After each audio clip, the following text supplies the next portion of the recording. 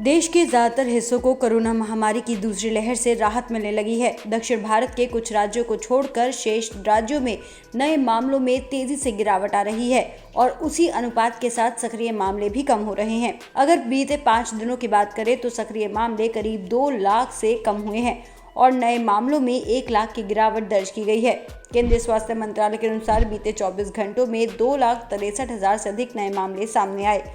ये लगातार दूसरा दिन है जब 3 लाख से कम नए मामले सामने आए हों।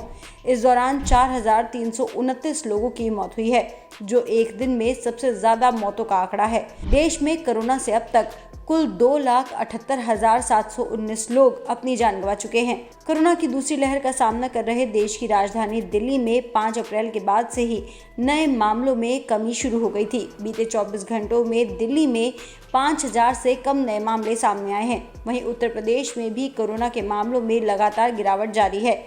बीते 24 घंटों में यूपी में 12,000 से अधिक नए मामले सामने आए।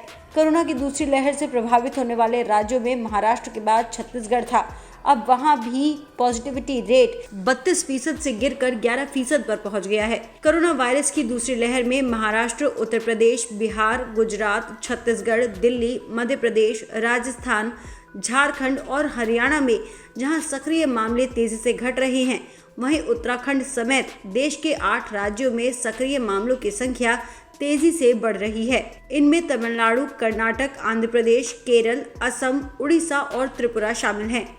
दिल्ली, यूपी, छत्तीसगढ़ और हरियाणा समेत देश के कई राज्यों में कोरोना की पीक पार हो गई है। प्रधानमंत्री नरेंद्र मोदी ने कोविड-19 महामारी पर नियंत्रण के मद्देनजर 9 राज्यों के 46 जिला अधिकारियों के साथ बैठक की। पीएम मोदी ने इस बैठक में कहा कि आप एक तरह से युद्ध के मैदान में कमांडर हैं। उन्होंने बोला कि कोविड-19 के अलावा आपको जिले के हर नागरिक के ईज ऑफ लिविंग का भी ध्यान रखना है। हमें संक्रमण को रोकना है, लेकिन दैनिक जीवन से जुड़ी जरूरी सप्लाई को भी बेरोक टोक चलने देना है। गौरतलब है कि प्रधानमंत्री इसके बाद 20 मई को शेष 10 राज्यों के 54 जिलाधिकारियों के साथ बैठक करेंगे। पीएमओ की ओर से दी गई जानकारी के अनुसार कर्नाटक, बिहार, असम, चंडीगढ़, तमिलनाडु, उत्तराखंड, मध्य प्रदेश, गोवा, हिमाचल प्रदेश और दिल्ली के अधिकारी इस बैठक में हिस्सा लेंगे। वहीं केंद्रीय स्वास्थ्य मंत्रालय ने कहा है कि राज्यों और केंद्र शासित प्रदेशों के पास अभी कोरोना वैक्सीन की 2 करोड़ से ज्यादा डोज उपलब्ध है।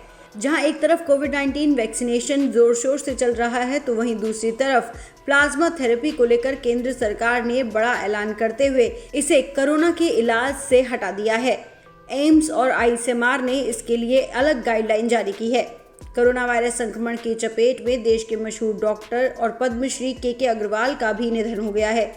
दिल्ली के अखिल भारतीय आयुर्विज्ञान संस्थान में 62 साल की उम्र में उनका निधन हुआ।